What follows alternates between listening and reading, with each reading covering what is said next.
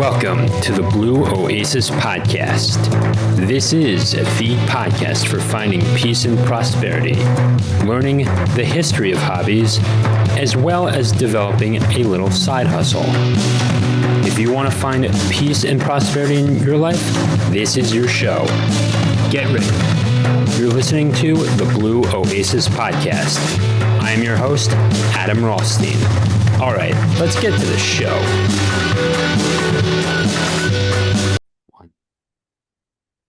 And welcome back to the Blue Oasis podcast.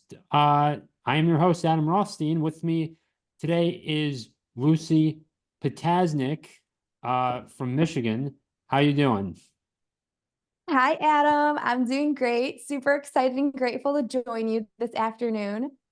Afternoon. It's 8:02 No, on the East Coast. You're right. I'm sorry. It's been such a busy day that I just got out of Zumba and I rushed over here. So we're a little bit of a different time zone. It's only 7 o'clock here, but it's definitely evening. Yeah. All right. So tell me a little bit about yourself. Yeah, so I was really excited to stumble across your podcast just because it seems like what you promote and what your mission is really lines up with what my background is. I grew up in the suburbs of Detroit, and I like to say that I was just a little girl with a big dream. From the time that I can remember, I was just obsessed with horses. I always had this burning desire. All I could think about, talk about, sleep, dream, eat, or like everything was just horses. And so naturally, I begged my dad day in and day out, Dad, please buy me a horse. And coming from two blue collar parents, my mom had 2 jobs and she worked in the factory. Horses were kind of out of the realm of possibilities for me. So sure enough, I decided that I had to take matters into my own hands. And so the day I turned 16 was the day I got my driver's license and the day I decided to create a Craigslist ad that said, I'll ride your horse for free. And that was kind of how it all started, because then next thing I know, I have all these yahoos calling me with their unbroke greenbroke horses that hadn't been ridden or touched in 5 or 10 years. And here I am, just like the happiest thing to be driving all over God's country and riding these horses. And here I am, I think I know how to ride because I've ridden a couple camp horses. I'm getting thrown off, bucked off, flipped on top of, just everything you can imagine. So I have a very quick, rude awakening that there's a lot to learn. But even though I was confronted with that, those learning obstacles, it didn't matter how many times I fell off, how many times I ate dirt. It was just like you live and you learn, and it's like a failing forward. You live or you learn from your mistakes and you get back on the horse and you give it another try. And so I never actually received any formal education or instruction growing up. It was just these horses that taught me everything that I know. And fast forward a couple years, and I was blessed enough. Now I buy, train, and sell horses all over the country. And I went on to accidentally open one of Michigan's largest public trail riding companies. So I like to, now I've kind of pivoted, and I believe that if you're blessed, be a blessing. And so now my jam is just empowering and inspiring other people that you can be, do, have anything that you dream of. And that's why I love teaching people how to rewire their subconscious minds, leverage the laws of the universe, and essentially transform their identity to really to conquer their goals. So that's kind of the transformation, if you will. All right. Yeah. I mean, yeah. So moving on. So you were working with horses your entire life. You never deviated from that. You exactly when you were I'm sorry. Um man, I'm a bit nervous here, but when but just growing up, and did you feed the horses? Did you I don't know, floss their teeth or whatever the term is? I'm not too familiar. Did you immediately got a Take job? care of them. Yeah. Yeah, so how it kind of worked out is when I was 8 years old, my My mom, okay, so I'm the youngest of three children. So my mom had a kid every single decade, and I'm the baby. So when I was 8, my brother was 16 and he had a girlfriend. Well, his girlfriend had horses. And so every single weekend, I would pack my bag and I'd spend the entire weekend at her house. Her name was Chelsea. And she was like my idol because she had horses. And so the whole weekend, we would go there and I would help her shovel stalls and take care of the horses. And then that was kind of how I learned how to ride. Now, granted, they were, I think it was like a 25-year-old Palomino quarter horse gelding by the name of Mickey. And so I learned how to ride on this Mickey horse. And gosh, and he was very gentle, but it was kind of and so it was an exchange, like I would help her take care of the animals and muck out the stalls. And in return, we would ride together and she taught me how to ride. But that was short-lived because I want to say they were together for 2 years. No, they were together until I was about 12. Because when I was 12 years old, I remember she moved away to Tennessee. And when she moved to Tennessee, I was like heartbroken and I was crushed because not only had she became like a best friend and a sister to me, we also shared the passion of horses. And when she left, my weekend getaways of horseback riding also went out the window. So it was a really, really hard. That was a really hard when I was 12 years old to have that loss. So, but we kept in contact and we're friends on Facebook. So now she That's gets to root me on from afar. that's all good. And I take it you maintained your love of horses through college. There wasn't like a polo team you ever joined, was there? No, but I always thought polo would be so much fun to do. Oh my God, I really want to try polo because if you think about it, you're on a racehorse because typically thoroughbreds are racehorses and the same thoroughbred breed that they use in like the racing, they'll usually use in the polo. So you're on a horse and you've got, a 3-foot stick, 4-foot stick in your hand, and you're reaching over all the way on the horse trying to hit the ball where you're like the horse is galloping and you're like trick riding hanging off of it sideways. I always thought that was pretty exhilarating. Have not had the pleasure of trying polo yet, but it's on the list of things to do for sure. Um, I think to answer your question, so I did have a little bit of a background of horses like from my childhood.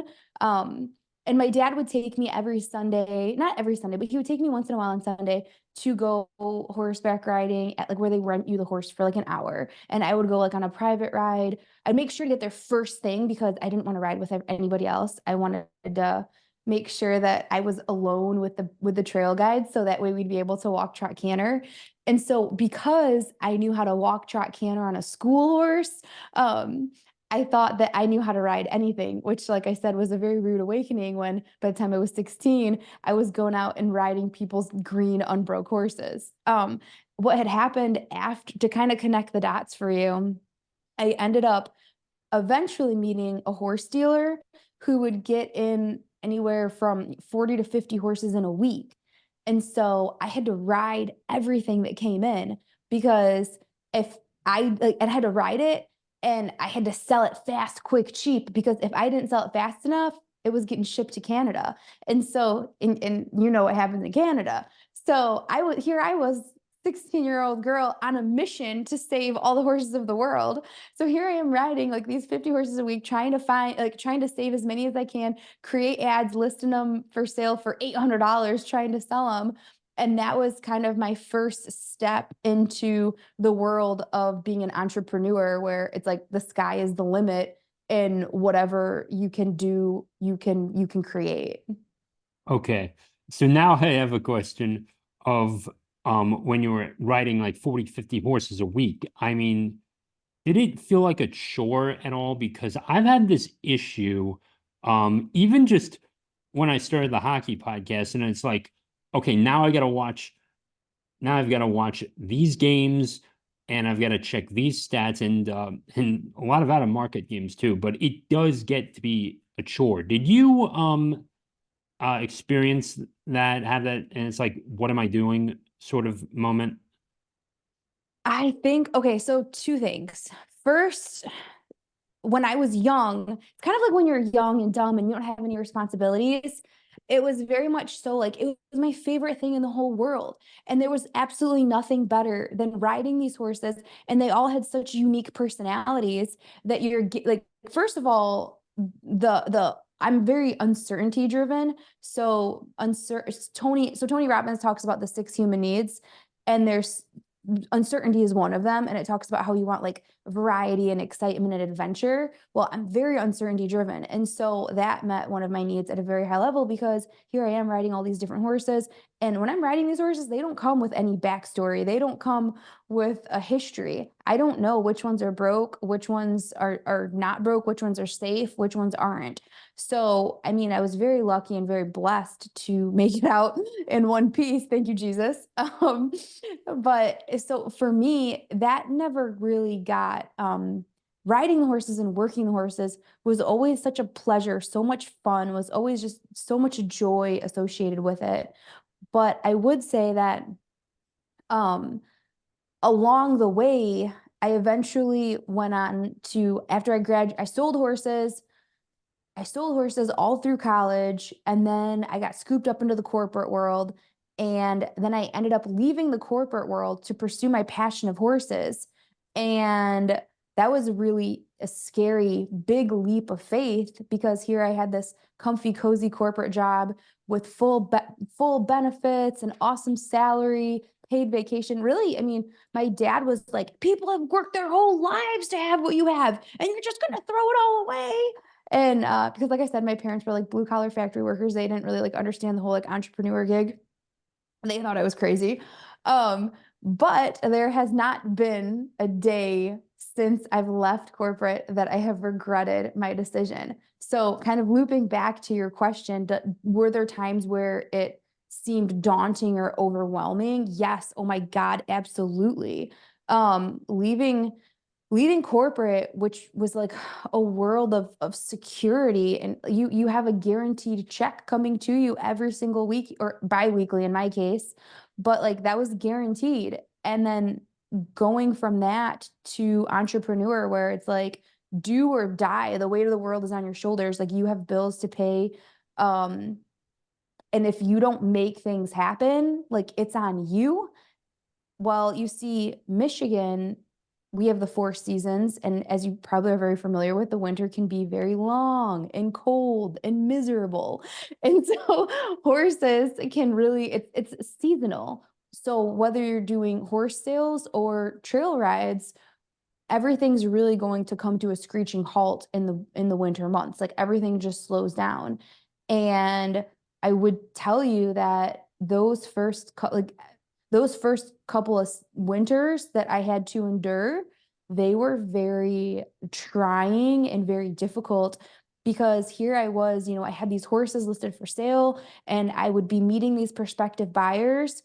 And I remember there was this one night where I just came home and I was crying, because I'm like, oh my God, I'm showing these people these horses. I'm spending hours and hours and hours of my time meeting customer after customer. These horses are behaving like absolutely perfect. I couldn't ask for the horses to perform any better than they are, but I just felt like these people were just wasting my time over and over and over again. And I feel like that was like the overwhelming slash like difficult, daunting part of my journey, was surviving the first couple of winters, being a new entrepreneur in a seasonal business. Yeah. So everyone goes through that phase essentially. But now a question about the horses. I really do they not are not at their best during the winter, or is it because I've seen like you know the Christmas lights in my town where I grew up in Maryland. I mean, I've seen horses in the winter though, but they Yeah. just it's not that you just can't do much during that time because of the people that come, or the potential Well, customers during that season. no. Well, first of all, I would say that a horse it doesn't matter to the horse what season it is. There are a lot of what we like to call fair weather riders, where people who own horses and they only like to ride when it's nice and when it's, 7 degrees and sunny out. So a lot of people will own horses and then let their horses sit all winter long, where they'll just feed them and take care of them, but won't actually work them, ride them, exercise them. So they're not keeping the horse in shape. And a horse is, it's an animal. It's I don't want to say a wild animal, because I mean, they're born in captivity and they're raised and, they're friendly in that sense. But there's a lot of training that goes into horses. And if you're not working them on a consistent basis, their training is not, it's not going to get any better. And so horses are animals that do require a certain level of attention, especially if you're riding them. And some horses, yes, there are some older horses that know their jobs, and you can let them sit for, 2, 3, 4, 5 months and then hop right back on, and they're going to ride off just as good as when you left them. But those are kind of like the diamond in the rough horses, and that's not super typical. Usually, and every horse is different. If you take like a thoroughbred, for example, that's got like lots of energy, those horses, oh my gosh, I was working off the track thoroughbreds and I was teaching them how to jump and converting them into dressage horses. They needed to be ridden 5 days a week. And if they didn't get ridden 5 days a week, they were like cuckoo crazy. And it didn't matter if it was summer, spring, or fall. Those horses needed a job and they needed to be ridden. So, kind of like I said earlier, the cool thing about working with all of the different horses is all of their unique personalities. But typically, when you stay with like within the world of the stock breeds, which are like quarter horses, paint horses, maybe Appaloosas, or even draft crosses, like they're pretty chill, pretty easygoing horses that you can ride once a week and you're golden. All right. That's great. I did want to get to uh your college background. Where did you graduate from? Just quick question. Yeah. So I went to the University of Michigan. I actually I did my first 2 years in a community college, and then it was actually a lot of fun. I remember like leaving high school and then going into the community college, and I'm like, oh my gosh, this is like the ultimate form of freedom, because high school is like so regimented, and you had to get in at this time, you had a lunch break, and you were here until this time 5 days a week. And then when I first got like my first taste of college, I'm like, oh my God, I can create my schedule and I can come and go and I can hang out on campus, or I can whatever. I just had total freedom, and I loved. And so then I was able to set it up in a way that I was able to save a ridiculous amount of money by going the first 2 years to the community college, and then being able to transfer all of my credits to the University of Michigan. And then I ended up getting my bachelor's in international business, um, with a, whatchamacallit, I can't even remember what it's called, with a minor in Spanish. So I did that, and then I got scooped up into the corporate world. And then it was like when I went into the corporate world, I felt like I was in high school again, because again, it was like such a regimented, you have to be clocked in, and you have to be in the cube by 8 a.m. with your computer turned on. And then from like 11:50 until 12:50 is your lunch break. You can either have lunch in your cube, you can go to the cafeteria, or you can, go out with a group of friends. And then you can't leave your desk until 5 or 5:30 in the afternoon. And I remember feeling like, wow, to go from high school to college to the cube, I'm like, this is I don't know, I felt like I was missing that freedom that is really important to me. So leaving the corporate world and being able to create my own schedule on my own terms, has been one of the best decisions. I would highly recommend everybody do as well. Take the chance on yourself. And I would recommend it too, even if you do like your corporate job, and I mean, like, I just have a side hustle of just, producing audiobooks and selling that. I mean, I've sold over 500 of them, and it's like, Yeah, but it's like Wow, that's yeah, I assure amazing. everyone it's worth it. That's why I'm doing this. That's why I'm promoting myself and others.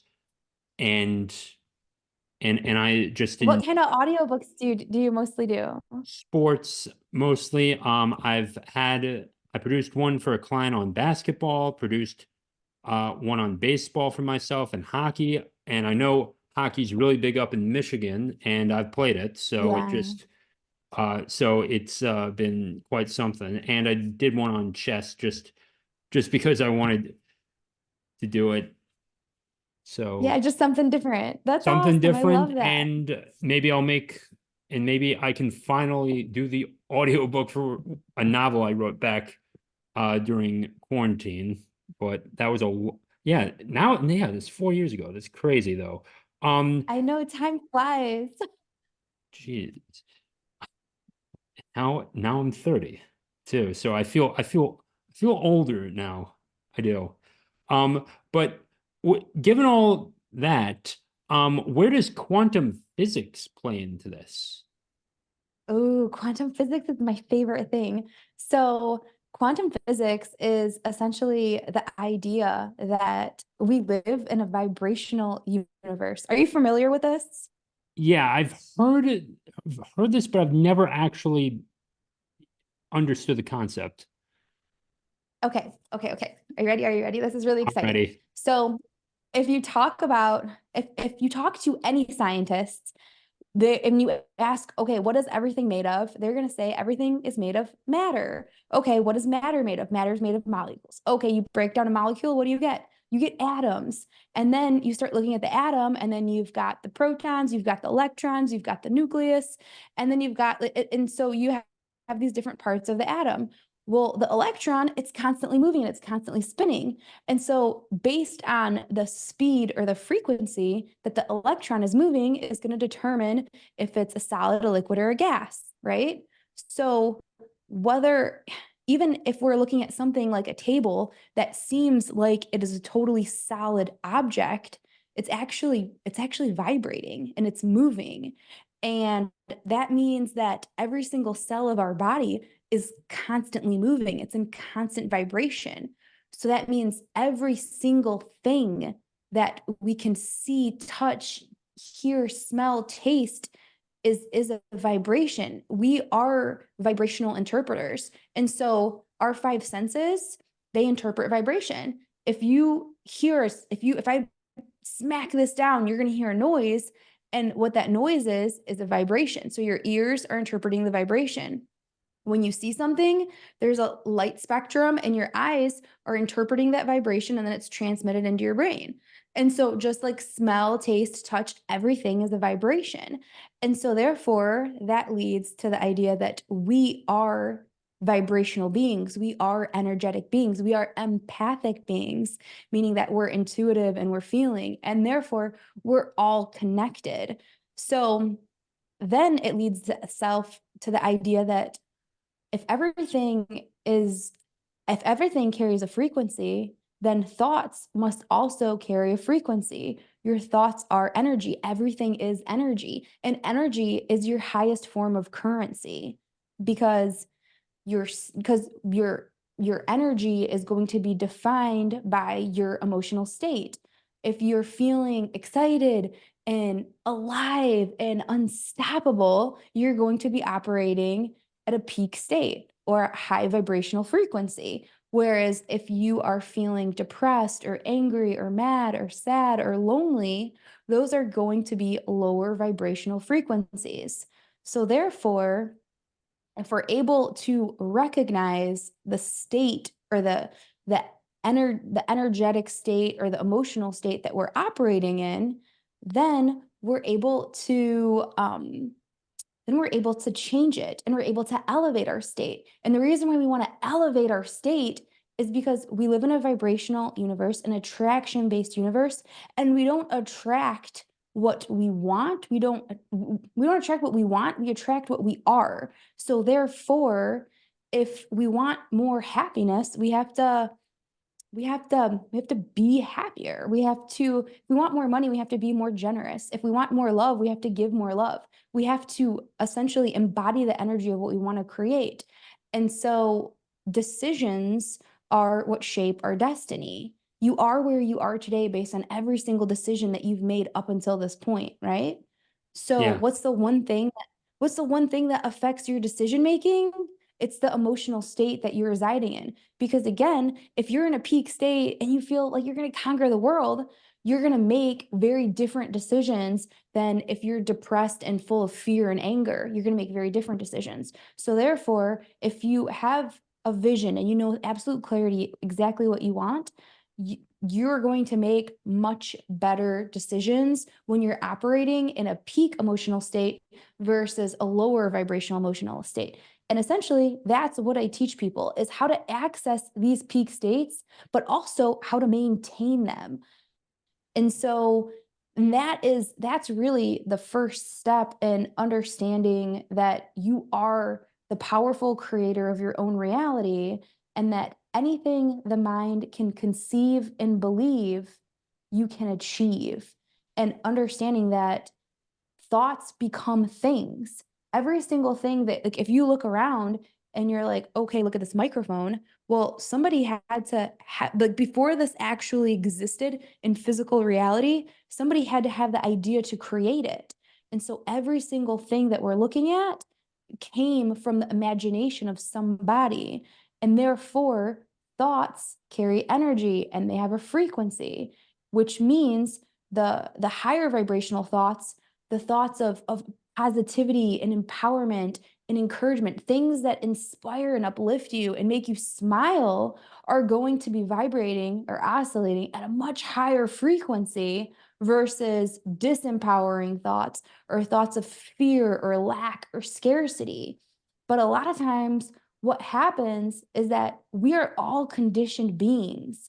Conditioned meaning conditioned from our past, from traumas that we've experienced, from our parents, what they like, the lessons that they've unintentionally taught us. So therefore, our subconscious mind is very much so conditioned. And we all have these beliefs that we're carrying with us and we believe to be true. But if you think about it, a belief at the end of the day is nothing more than a thought that you keep thinking. And therefore, I love challenging my clients to really ask themselves, where did this belief come from and does it serve me? What are the thoughts that I'm thinking on a regular basis? Because your thoughts are what create your reality. If you don't like your life, think better thoughts. And essentially, what I do, and the first step to all of this, the most important key is awareness. Because if you're not, a lot of us are operating with these unconscious patterns. You see, if you take a step back and look at our life is nothing more than a sequence of patterns. We're creatures of habit, and we do the same thing day in and the same thing day out. And we fall into these emotional patterns where we're used to feeling the same way. We fall into these patterns of focus where we're used to focusing on certain things, patterns of language. We're using the same words and talking about the same ideas. And therefore, we're never really stepping outside of our comfort zone. We're never stretching ourselves. And that's what I love to do. I love to challenge people to show up, dream big, use their imagination the way that it was meant to be used, and therefore allow people to really become the best versions of themselves, mentally, physically, spiritually, and financially. And that's like a little bit of everything. So I hope that makes sense. Um, it does, which leads me to my next question. How do you get out of your comfort zone? As an introvert, this one really hits home for me. Um, yeah. Well, it's funny, the comfort zone, when you think about it, because it's called the comfort zone, where we feel most comfortable, right? But the thing that's so interesting about it is when you look at our mind is not wired to bring us fulfillment and happiness and success. Our brain is wired to keep us alive. Our brain is wired to keep us safe and to keep everything that's scary and dangerous as far away as possible. But unfortunately, that's not going to take us to really where we want to be. And therefore, it's so important for us to constantly push ourselves outside of our comfort zone. And what's interesting is that our comfort zone isn't necessarily what's comfortable per se. It's really what it should be is called the familiar zone. What are you familiar with? What's familiar to you? The brain moves towards what's familiar. The brain likes what's familiar because what's familiar is comfortable. Now, what's familiar for some people might be pain. What's familiar for some people might be overwhelm. It might be stress. It might be feelings of anxiety. And so what I help people to do is really, again, challenge those thoughts, challenge those patterns, and do something different. So I give people essentially a toolbox of different techniques and proven strategies that are going to elevate your state, really change the way that you're thinking on a fundamental basis, and really embrace different high vibrational emotions. And it could be something as simple as doing a gratitude list. There's so much power in gratitude. When you pour out gratitude, the universe or God, they feels that and is going to, like, the more things that you have to be grateful for, the more that the universe is going to bless you with more things to be grateful. It's kind of like, imagine this. Imagine it's Christmas and you have two cousins, and one cousin, you go out and let's say you buy them the same thing. You buy them each, I don't know, maybe they both like cooking. So you give one of them an air fryer and then the other one the air fryer. And the one cousin is like, cool, thanks, like doesn't even care, doesn't show any appreciation. In fact, they're actually complaining and they're like, this, like, I already have an air fryer. Like, this is lame. Like, I don't need, like, cool. Or they don't show any appreciation. But the other cousin that you bought the same air fryer for is like, oh my gosh, yeah, this is the coolest air fryer.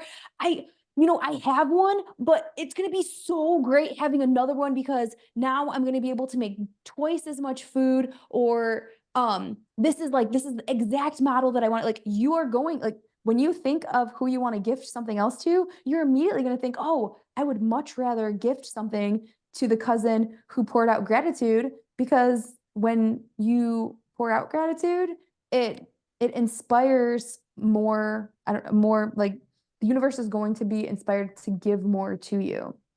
So that's why so many people get caught in these patterns of overwhelm or anxiety or fear or stress, that they've been living in these feelings for weeks, months, years, that they've essentially identified who they are with, like, I'm just stressed. I'm just resting bitch face. And that's kind of who they are now.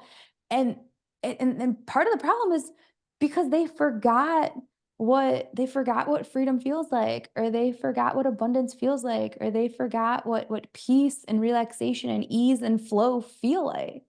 And so a lot of times it's taking the time to really practice gratitude. And that's why I'm a huge advocate of meditation, because it's one of those things that's going to help rewire your subconscious mind by quieting the mind, releasing all resistance, and allowing your vibration to rise. Yeah. And as someone who struggles to sleep, I mean, it is a good thing to have too. I mean, I even read fiction too. Do you recommend your clients read fiction at all? Just curious. Um, I personally don't really read too much fiction. I am I'm a really big I'm a really big proponent of, like, whatever you consume, just make sure that it's positive. And so make sure that it is, because remember, every single thought you think carries a frequency, and every moment is a manifested miracle based on your thoughts, feelings, words, emotions. So if you're reading something, if you're consuming something, if you're watching something on TV that's going to elicit fear or anger or sadness or whatever it could be, I really wouldn't recommend consuming that material. However, if you want, if reading fiction makes you feel good and it inspires you and it gets like the creative juices flowing and you start getting new, like it inspires you to have a new idea, then absolutely, for sure. I personally love reading like all of the Dr. Wayne Dyer and Tony Robbins and Joe Dispenza, which are more nonfiction-esque books. But I mean, I've read like The Alchemist by Paulo Coelho. That's kind of like it's like a fiction story, but with like really beautiful like morals, or like the overall takeaways were very beautiful and powerful. Yeah. I mean, I bring that up because my mentor, Jason Stapleton, sent an email out, and then it's like, it takes it off the self. You're not focused on yourself in the moment, and it's actually better to sleep with that, because when you're going to sleep, your mind is racing a million miles a minute for someone who's autistic like myself. And if I read James Clear, I I mean, like, I'll start applying that to myself. Even if it's a good thing, I'll just be up and have and just be a little nocturnal. But but with fiction or just with meditation, I just feel better afterwards. Yeah. So Me there's too. Meditation is like one of my go-to things. Like if I'm having a bad day, like if I feel like I'm vibrationally out of alignment, like I'm to the point where like I can tell if I'm not feeling like me and radiating sunshine and positivity, that I'm like, wait a second. Let me just stop. Let me just sit down, take 5 minutes, close my eyes, and just do a quick rampage of appreciation, or just do like a 5-minute breathing exercise. Because what that's going to do is, when you're focusing on your breath, or when you're focusing on everything possible to that you can appreciate and adore, then again, you're going to raise your vibration. A lot of times, like we all have self-talk, that little tiny voice in our head that like won't stop. We all have that. We have 60 to 70,000 thoughts a day. And what's wild is that 90% of them are usually all negative. And so and it's kind of like, if we know that our thoughts are creating our reality and 90% of our thoughts are negative, whew, what kind of reality are we creating? So therefore, when you take a practice like meditation, that's what it's doing, is you're closing your eyes, you're breathing, and thoughts are going to come into your mind. Like we're not dead.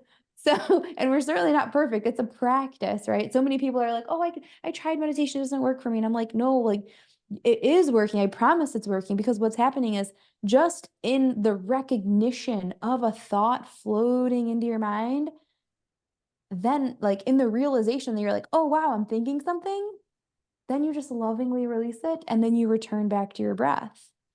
And again, going kind of like looping that back through the self-talk, that like when you notice that voice in your head, you just you shut it down. What's really important for people to understand is that you are not your thoughts. You are the observer of your thoughts. And just because you think a thought does not mean that it's true. So many of ourselves are so good at tearing ourselves down or being our own worst critic. And it's like, just because we're thinking that doesn't mean it's true. And it's the awareness and the acknowledgement that, like, wait a second, voice, I did not like that. That is not okay. You are not allowed to talk to me like that. So we're gonna fix that right now. And so that's where a lot of like self-love comes into play, where it's like self-love is one of those like fundamentally important things that we all have to learn to like really embrace and lean into.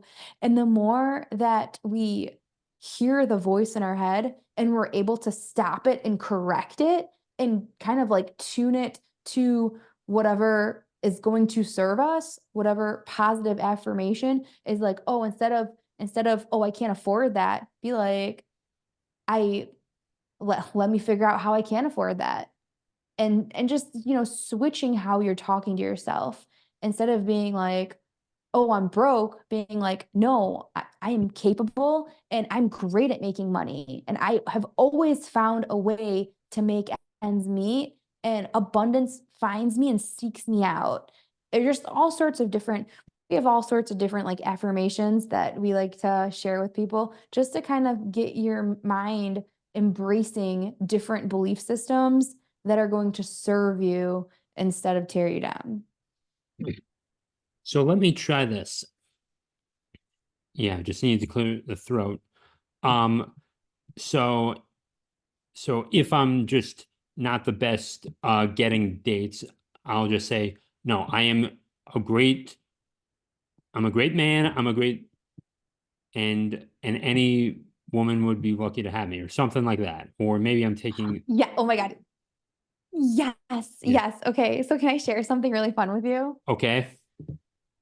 Okay, so there's this book and it's called Project 369. And what it has you do is you write out your I am affirmations and then you write out what you want to create or manifest. You write it down 3 times in the morning, 6 times in the afternoon, and 9 times at night. Okay. And if you want, you can kind of be creative with it and do however you want to work it. You can write the same affirmation down 3, 6, 9 times, or you can kind of mix it up in like a creative, fun way.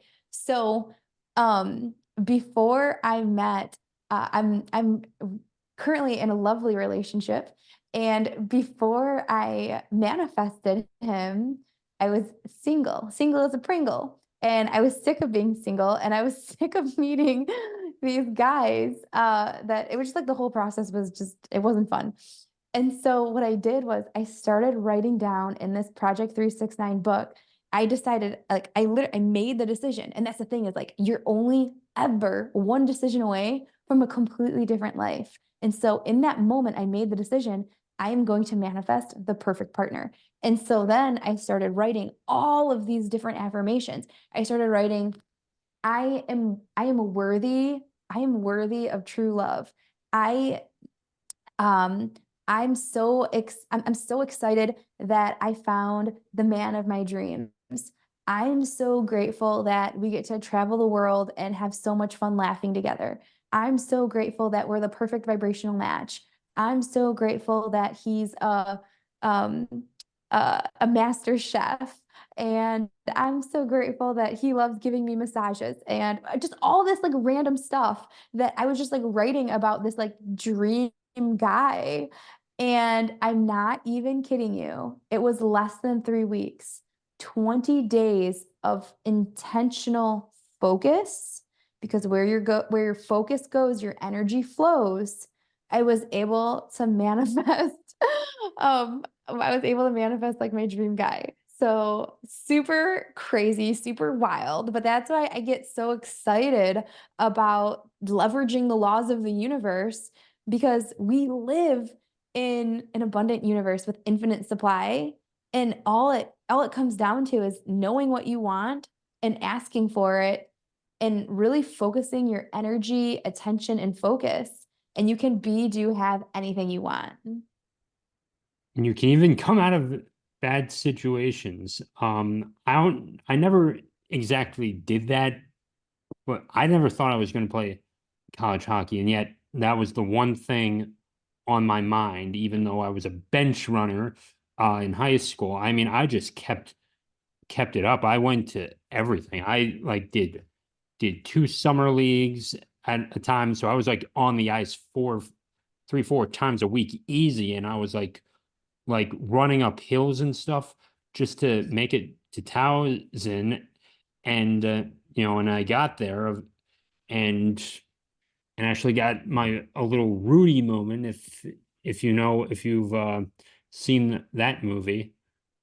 So Uh, I don't know if it was ever in me though, but we definitely do things unintentionally, and we go flow through life. We just, going through the motions. But I think, whether it's a conscious concentration or a subconscious concentration, life will take you to a direction, whether you like it or not. So it's on you to control it.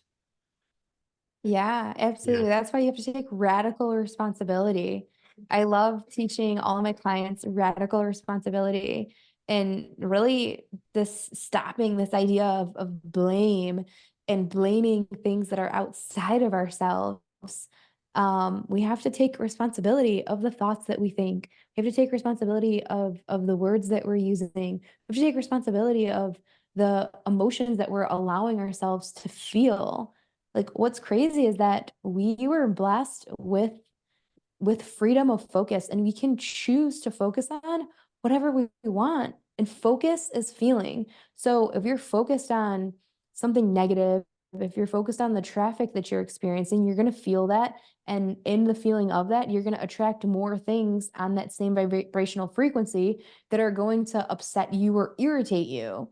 Where if you just live in this like unconditional state of bliss, unconditional happiness, no matter what outside circumstances cross your path, you're not going to let it rock you. You're not going to let it lower your vibration because you're going to choose to see the good in all people, places, and things.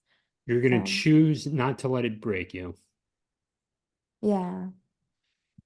Yeah. I guess a couple more questions for you. So what is your schedule like? Crazy. No, it's kind of it's unpredictable right now. I'm trying to move towards something with a little bit more. I guess right now the only things that I mean, like my morning routine is pretty much the only real schedule that I have. Like I have a morning routine and a nightly routine. And my morning routine is I wake up and as soon as my eyes open, I meditate. I don't even check my phone. I don't get distracted with like any emails or text messages that I might find there. First thing is open my eyes and I meditate. And the reason why is because your subconscious mind is most readily accessible right when you wake up and right before you go to sleep because it's still going to be in theta. Once you like get out and moving, you fall into like alpha and beta. And when you're sleeping, you're in delta. So while your mind is still in those theta brain waves, that's when it's most susceptible to suggestions. And therefore, when you start listening to positive affirmations of like, dear God, thank you for this day. Thank you for the beauty and abundance that surrounds me. Thank you for my perfect health. Thank you for laughter and joy. All of these things, it's kind of like you're gifting yourself 10 or 15 minutes of peace. And that peace is what it's going to do is it's going to raise your vibration. And so therefore, anything that crosses your path for the rest of the day must be at this vibration or better. And so therefore things like undesirable experiences or people, like they won't have access to you that day because they're not a vibrational match for you. And you can only like law of attraction states that like attracts like. And therefore, if two things have two different vibrational frequencies, like they're not in harmony and therefore they're not going to run into each other.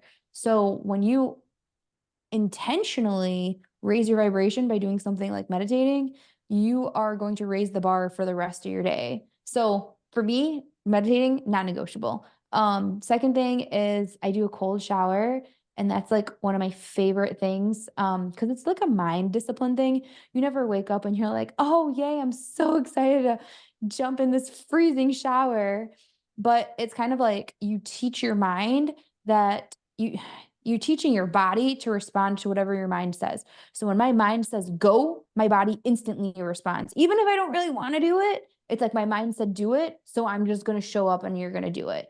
And there's no maybe, there's no later, there's no. My mind said go do it and my body responded and said yes. So I think that like discipline is something that's like really important for me. And then plus like once you get out of the cold shower, oh my God, it's just like it's endorphins and it's serotonin. And again, it's just like a whole nother high. It's like a whole nother like, heck yeah, like I succeeded again. So it's like I meditated, succeeded. I've cold showered, succeeded. Making your bed, again, it's like a small accomplishment, but it like sets the rest of the day up for success.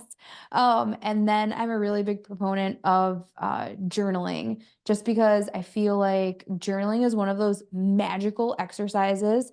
And I know this sounds probably a little pie in the sky, a little woohoo, a little out there, but When you journal, there's magic in the pen. And when you write out what you want to create with intentionality, I mean, all of the cooperative components of the universe are going to collaborate on your behalf to yield to you exactly what you're focusing on continuously. So it's all about repetition. It's all about showing up for yourself and then moving your body. Like gym again is like a non-negotiable. I'm in the gym 5 to 6 days a week, whether it's lifting, running with my dog, or dancing Zumba.